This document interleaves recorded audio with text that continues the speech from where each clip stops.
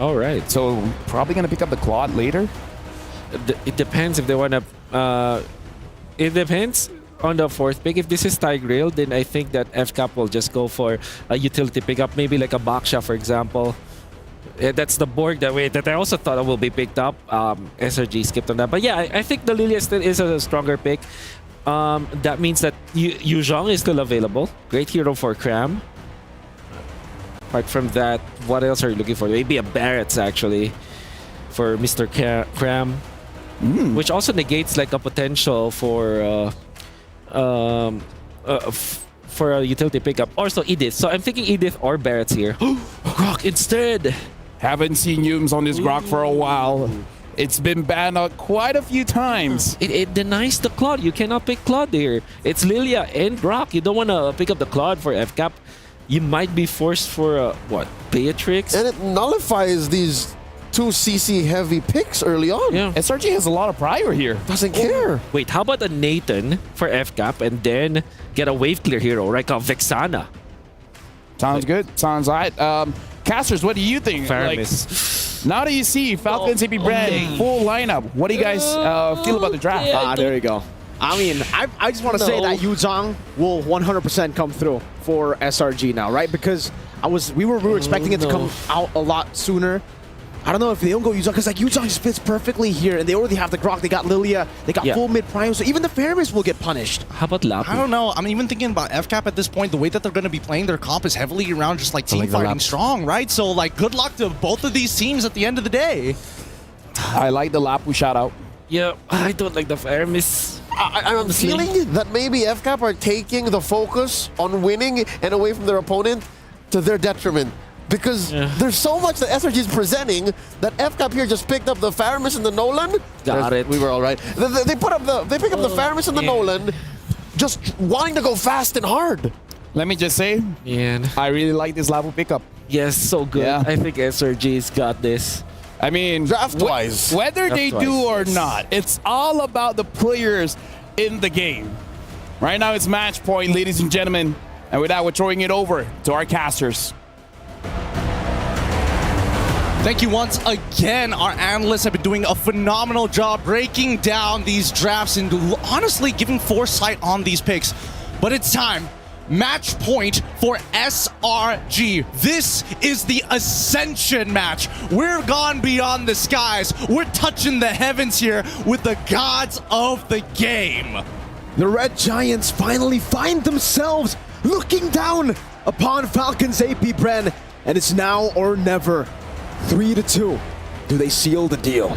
Welcome to game number 6 here at MSC 2024 here at EWC with Falcons AP Bren on blue side, SRG match point on red. Oh, I was talking about the Yu Zhong. We were talking about the Yu Zhong, but then they go out with the Lapu, and honestly, yeah, I mean, technically it does the same thing, just no instant petrify, right, when you go for the Furious Dive, but yeah, finishing or even dealing with the Netherrealm would be great. Sky's already rotating up top. Kalti's gonna be caught in the quad shadow. Sky's following in forward. Going for the shurikens here. She'll be able to do it. Sky's forward. Oh, Kaltizi with the help of Ogwood and Few turns it around. And Sky's is probably thinking to himself, maybe I should have taken Lethal Ignition on this one. I mean, it's one of those feel bad moments, but still, it's still a 50-50. Yums doesn't get knocked up, thankfully, and now that's first blood for Falcons AP Bren, and that's what you want to see, especially if you are a world champion fan. For Falcons AP Bren on the Nolan. See, it's very rare that we get to see this, right? When Wolf says that he doesn't like Falcon AP Bren's draft. It's very rare to see. Usually they're always able to outdraft their opponents. I think that was the case as well up against Liquid Echo. But this time around, they find themselves in a spot where they really have to get that early lead. That will definitely help them with a lot of these hero plays with the composition to make it work, to beat SRG before they get online. I think we need to take it a step forward, right? Because now at this point, it's not only just about getting a lead, but it's also unlocking these laners, right? And Owen, he can take the damage. He doesn't mind. He opted to go for tank emblem, so he can take it for now. But at the same time, right? How do they unlock them? Good zoning. This is a good way to do so. Falcons AP Bren already utilizing the man advantage in the bottom lane to actually stop Cram from getting that cannon minion. That will actually stop him from getting level 4, which means Kaltizi should be able to steal it or actually just take it for free. No contest at all from SRG. Yeah, a really good off-tempo play from the side of Falcons AP Bren. They decided, you know what? Hey, Owen, you're going to get 2 waves in the mid so that Few can actually start zoning out Cram for these bigger fights. With that being said, that's an early turtle for Falcons AP Bren, but Kyle Teasy, especially with the lead that he has EXP-wise, he's going to be able to really start threatening and burning battle spells from Selangor Red Giants. Falcons AP Bren, it's all about that farming now. Up against Skies on the Hayabusa, Nolan does have an advantage when it comes to that clear speed, so that's definitely something that Falcons AP Bren will continue to utilize here. Kyle, also known for his amazing, phenomenal pathing.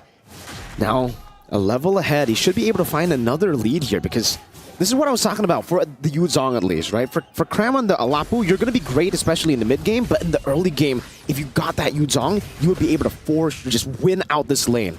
I mean, I agree that if they want to win out this lane, but at the same time, SRG is thinking a little bit further than that, right? Because look at the nature of how these games have been going. It's, yes, you get a lead in the laning phase, but then afterwards, what happens? The big turnaround we've seen from both of these teams, somehow more consistently on SRG's side, but at the same time, with the Lapu, you're now not dependent on your battle spells anymore, right? You don't need to have that Petrify Furious Dive to make something happen. You just bravest fighter and hope for the best. Warrior Boots' first item from Cram here is actually going for... I wonder what he's actually going for there. If he just wants to stay on that item. It's a Thunderbelt though, rushed in from Flap Teasy. Kyle Teasy already pushing Cram, putting the pressure down on him in the bottom lane. He's already down quite a bit from, you know, all those early ganks from Few. Now he's going to be down even more. He's going to lose an entire wave, I think, with the cut. Yeah, that's a little... Ooh. I mean, that's a little unfortunate. I think that Cram is going to first item War Axe instead of going for the traditional Hunter Strike at this point, or mainly because I think when he jumps in, Owen is going to stop everybody else from continuing the dive, you know, really capitalizing on it. And with that peel being said, with the extra spell vamp that you get from that War Axe, it might just buy him the precious few seconds. Ooh! Youm's wild charge. All alone, though, now going to be taken down by Super Marco. Great read. And for Falcons AP Bren, it was just about speed. SRG weren't ready for that speed. Exactly. Like, I'm surprised that they even wanted to contest for it in the first place. I would have think that, you know, they would have opted to just back away. You know what? Take the turtle, whatever. Maybe we can find a lane lead somewhere. Like it falls straight into the flicker as well. Minius Fury onto Innocent. 1v3 taken down under the turret. No trades for SRG. Oh boy. Good stuff coming out from Falcons AP Bren. Keep in mind, the Netherrealm is still up from Few. This was a guaranteed dive to happen. Oh, whoa. Final Slash breeding out the black shoes already. Stormy kind of in a bit of trouble now, you know? He's not even able to walk up fully because he doesn't know. Where's Ogwin? Now he does, and now he rotates back towards the mid lane, wants to give that wave over towards the Harith. Yums is just holding it down. Look at this read here coming in from Few. He's going to be able to get the Shadow Stampede off, but regardless, right, Falcons AP Bren are very aware that Skies has good opportunities to actually find the side. Oh! Final Slash flicker into the fracture, straight into the Vengeance! Well played, Falcons AP Bren. The combination to assassinate Skies. Beautiful, beautiful stuff here. World champions for a reason, am I right? Innocent, Zaman Force used up, Few rotating up top, relieving some of that pressure, and Super Marco is still ahead of Innocent. Ogwen again, the pinch maneuver under the turret, forcing Innocent to walk all the way back to that bush. SRG need to fight for priority here. At this point, like Youms, as much as he's responding, he's not helping the mid wave actually being cleared to get Stormy in a position where he can start drawing the line. By the time he gets there, it's already too late. So far, so good for Falcons AP Bren. Kyle Teasy comfortably ahead, 1 level this time around as we wait for the next neutral objective. And even in the bottom lane, SRG have already sent Cram towards the top side of the map to contest for the neutral objective. Then now the bottom lane, the lead grows even more, not just for Kyle, but for Flap as well. I mean, the weirdest part is the fact that it feels like Falcons AP Bren are taking the page out of Selangor Red Giants' book. Hey, we're going to force you to keep answering our questions on our time. We're not going to give you that opportunity to regroup and find the counter engage. Well, now with Kyle, that speed. Fracture used up the passive together with Super Marco's bullets. That's an easy take. 3 neutral objectives, all the Falcons AP Bren. No contest whatsoever. Skies finds a cross-map play. We'll have to see if he can escape from this one. Shadow Kill used up onto FlapTZ. FlapTZ waiting in the midst of it all right now. The stun should be able to take him down, and just like that, he didn't even use the Vengeance. Stone cold Flap. Oh man, this guy's unable to buy enough time. I'm pretty sure he probably didn't exactly get the best quad shadow in the world earlier. But at this point, any single advantage is great for Falcons AP Bren if they want to bring it back and force a tiebreaker between the two teams. At this point in time, SRG, if they're the only way that they're going to find a big tempo play is they've create an advantage with the wild charge, right? So far, Yums has not been able to get there at the right place at the right time because of the way that Falcons AP Bren are kind of splitting them up. Final slash right into the knockup. Super Marco's running like in form. You can hear him. Yums able to escape for now. No flicker on Cram. Skies tries to go with the quad shadow, just revealing them. FlapTZ's 2 levels ahead. Threatening now with the Stormy fading on the black shoes. Oh my goodness, that damage.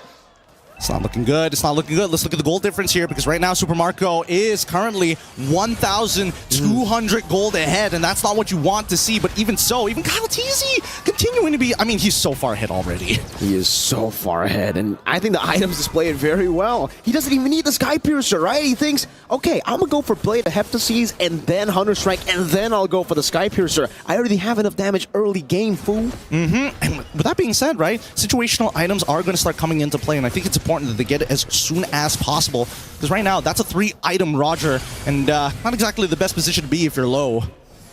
Slowly, FlapTZ. They barriered in and all in, but FlapTZ able to find a final slash. Flickers out Ogwin now with a capitalization. Power of Nature into the wild charge. 3 members knocked up as Cram gets the bravest fighter stun. Now the Netherrealm comes down to Super Marco, deals with the back line. Shadow Kill forced out. Now with the Lycan form, Sky's very low. Yum flicker, and now Sky's going back with the quad shadow. Meanwhile, Stormy forced to use the black shoes as Skies cannot go for the assassination. Will be forced back again.